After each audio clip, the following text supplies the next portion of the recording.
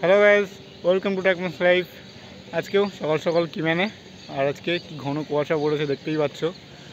চারিদিকে কিচ্ছু দেখা যাচ্ছে না, আর এরকম ঘন কুয়াশা আমাদের জন্য খুব খারাপ। ট্র্যাক মেনটেনাররা যারা ভোরবেলা ডিউটি করে, নাইট পেট্রোলিং করে, তাদের জন্য একটা অভিশাপ বলতে পারো। এই কুয়াশার দিনেই খুব খারাপ খারাপ ঘটনা ঘটে। যাই হোক, আজকে আমাদের খুব অ্যালার্ট থাকতে হবে। ইলেকট্রিক পোস্টই ঠিকঠাক দেখা যাচ্ছে না। আমার পেছনে দেখতে পাচ্ছ কতটুকু ভিজিবল জাস্ট। আর যারা নতুন এসছো, যারা লাইন সম্পর্কে খুব একটা এক্সপিরিয়েন্স না, ওই 1 মাস 1.5 মাস কাজ করে বিশাল কিছু বোঝা যায় না। অনেক জিনিস আস্তে আস্তে জব করতে করতে একটা ডেভেলপ হয়ে যায় ভেতরে। সেটা হলো ট্রেনের একটা আওয়াজ শুনতে পাওয়া যায় অনেক দূর থেকে। সেটা আমরা লাইনে চলতে চলতে একটা অটোমেটিক কী ব্যাপার হয়ে গেছে যে কানের মধ্যে এসে পড়ে। কিন্তু নতুন থাকতে এই ব্যাপারটা অতটা অ্যালার্ট হতাম না এই ব্যাপারটায়। যাই হোক, নতুন যারা থাকবে তারা খুব সাবধানে লাইনে চলাফেরা করবে। এরকম কুয়াশা পড়লে অবশ্যই সবসময় যেন সামনের দিকে চোখ থাকে। নিচের দিকে লাইন দেখলে ঠিক আছে, কিন্তু অ্যাট দ্য সেম টাইম চোখটা সামনের দিকেও তাকিয়ে দেখবে যে গাড়ি আসছে কি আসছে না। কুয়াশা আসলে গাড়ির এমনি তুমি দেখতে পারবে না, গাড়ির লাইটের আলোও দেখতে পারবে না, শুধু গাড়ির হর্নটা দূর থেকে শুনতে পারবে। তো হর্নটা শুনলেই একটু অ্যালার্ট থাকবে, সেফ থাকবে। আর কুয়াশার সময় বেস্ট কি হয় যে গাড়ির একটা আওয়াজ শুনলে তোমরা লাইন থেকে একটু সাইডে দাঁড়াবে, দেখবে গাড়িটা পাস হয়ে গেলে আশেপাশে লাইনের কুয়াশাগুলো একটু তোমার 2-4 মিনিটের জন্য একটু খালি হয়ে যায়।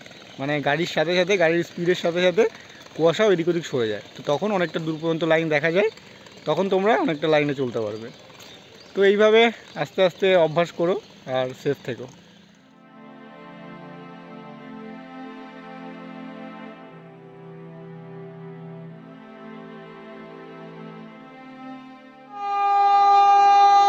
আজকের বন্দে ভারত মনে হচ্ছে পুরো স্বর্গরাজ্য থেকে আসছে।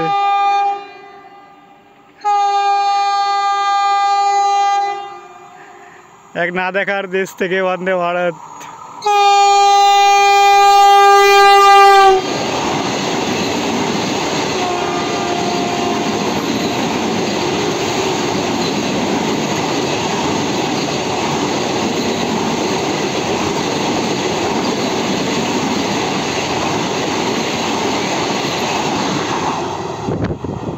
আজকে সব ট্রেনগুলো স্লোই যাচ্ছে, আর এই কুয়াশার মধ্যে আমরাই সামনে কিছু দেখতে পারি না। তাহলে যারা লোকো পাইলট হয় তারা কি করে দেখে? তারা সত্যি সামনে কিছু দেখতে পারে না, পুরোটা আইডিয়াতেই চালায়। কিন্তু কমিউনিকেশান ঠিকঠাক থাকে স্টেশন মাস্টারের অফিসের সঙ্গে, বা পাশ দিয়ে যদি কোনো গাড়ি পাস হয় সেই গাড়ির গার্ডদের সঙ্গে, সেখান থেকেই শুনে নেয় যে কোন লাইনে সিগন্যাল আছে কি না আছে, তারপরে যায়। আর ওই জন্যই গাড়ি আস্তে আস্তে নিয়ে যায়, খুব বেশি স্পিডে। এই কুয়াশার মধ্যে তোমার 120-130-এ কখনো গাড়ি চলে না, আর চলাটাও রিস্ক, চলা উচিত না। কারণ লাইনে আমাদের মধ্যে অনেক স্টাফ থাকে, পুরো ইন্ডিয়াতে লাইনে এই টাইমে কিম্যানরা থাকে। তো গাড়ি যদি একদম ওরকম 120-এর উপরে চালায়, খুব স্পিডে চালায়, তাহলে যে কোনো টাইম রিস্ক ঘটে যেতে পারে। সত্যি কিচ্ছু দেখা যায় না তার মধ্যে। মানে একটা ইলেকট্রিক পোস্ট মানে 70 মিটার। তো 70 মিটার কি ডিস্ট্যান্স বলো, গাড়ি 120-তে আসলে। তুমি ভালো তো? হ্যাঁ, বলরামবাটিতে ডিউটিতে আসলে এনার গ্রিটিংস পাবোই প্রত্যেকবার দেখা হলেই। কি বাবু ভালো তো? এর আগেও অনেক ভিডিওতে এনাকে দেখিয়েছি, সেরা লোক। এইটুকুই খবর কে নেয়? কন্টিনিউয়াসলি হর্ন মারতে মারতে আসছে, কিন্তু এখনও কিচ্ছু দেখা যাচ্ছে না। ও বেচারাও কিছু দেখতে পাচ্ছে না। আর এটা গেট আছে দেখে সামনে এত হর্ন মারছে। গেটে অনেক সময় লোকজন লাইনে উঠে এসে পড়ে। দেখো,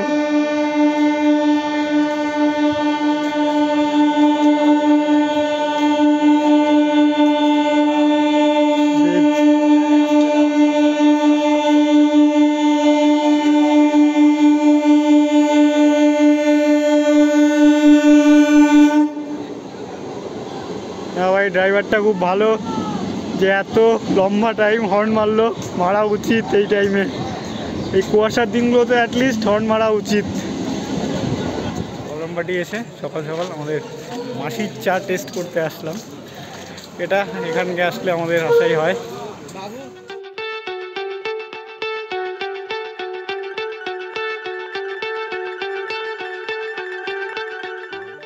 প্রায় সকাল 9টা বেজে গেছে, তাও কুয়াশা কমার কোনো নাম নেই, এখনও সেরকম ঘন কুয়াশা।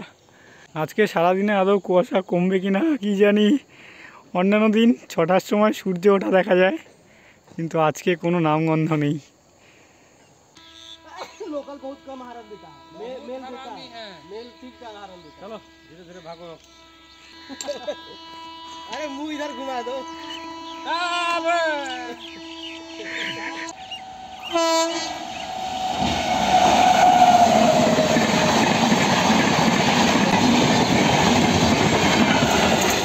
নিউ দিল্লি শিয়ালদা রাজধানী এক্সপ্রেস।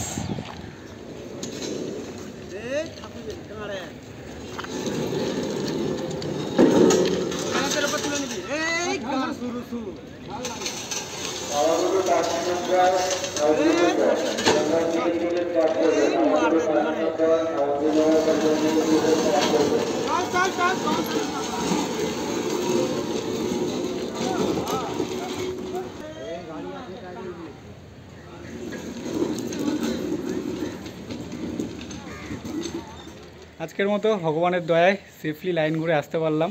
এরকম কুয়াশা পড়লে আমাদের মনে একটা ভয় এসে পড়ে। এখন তাও আমাদের 4টে লাইন, 2টো আপ 2টো ডাউন, মানে ট্রেন কোন দিক থেকে আসবে টের পাওয়া যায়। কিন্তু আগে আমরা যখন জয়েন করি তখন 3টে লাইন ছিল, মাঝেরটা রিভার্স লাইন ছিল। রিভার্সে তোমার দুদিক থেকে ট্রেন আসতে পারতো, মানে আপের দিক থেকেও ট্রেন আসতো, ডাউনের দিক থেকেও ট্রেন যেত। এবার সকালে যখন এরকম কুয়াশার দিন থাকতো তখন উল্টো দিক থেকে ট্রেন দিয়ে দিলেই ব্যাপারটা আরও মারাত্মক হয়ে যেত। আমরা যারা আগে কিম্যানে থাকতাম, মানে হাওড়ার দিকে যারা থাকতাম কিম্যানে, ওই রিভার্স লাইনে উল্টো দিক থেকে ট্রেন দিয়ে দিলেই, মানে আপের দিকে ট্রেনগুলো ওঠালেই আমরা পরের যারা কিম্যান থাকতো সবাইকে অ্যালার্ট করে দিতাম, মানে ফোনের মাধ্যমে, যে রিভার্সে উল্টো দিকে ট্রেন দিয়েছে। উল্টো দিকে না, ব্যাপারটা অ্যাকচুয়ালি আগে সকালের দিকে 10টা পর্যন্ত রিভার্স লাইনে ডাউনের ট্রেনগুলোই চালানো হতো ইউজুয়ালি। তবে ওটা এরকম ফিক্স কোনো রুল ছিল না, এনি টাইম এমার্জেন্সি হলে তোমার আপের দিকে ট্রেনগুলো উঠিয়ে দিত। 10টার পর তোমার যে কোনো টাইম যে কোনো দিক থেকে ট্রেন আসতে পারে। কিন্তু মাঝে মাঝে ট্রেনের ট্রাফিক খুব বেশি থাকলে, ট্রেন অনেক বেশি থাকলে তখন রিভার্সে তোমার মানে আপের ট্রেনগুলো উঠিয়ে দিত সকাল সকালই। তো কুয়াশার মধ্যে ওঠালে বাবারে বাবা কী মারাত্মক হয়ে যায়।